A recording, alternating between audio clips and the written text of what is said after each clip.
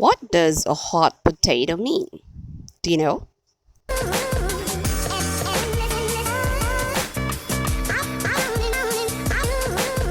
Hello mga palangga, welcome back to my channel. This is TalktoJULIA. Let's get it started. When we say a hot potato, it means a controversial issue or situation that is awkward or unpleasant to deal with. A controversial issue or situation that is awkward or unpleasant to deal with.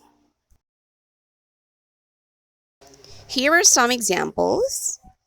Talking about anyone's religion in public could be a hot potato.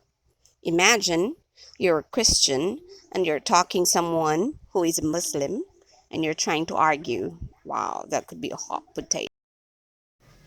Another example, racial discrimination has been a hot potato in many countries. When we say racial discrimination, like for example, Asian people or Black Americans are not accepted in other countries, we call it racial discrimination. That's all for today, and I'm sure you know something about a hot potato in a place or in your place. Why don't you comment down below? Thank you so much. Bye for now.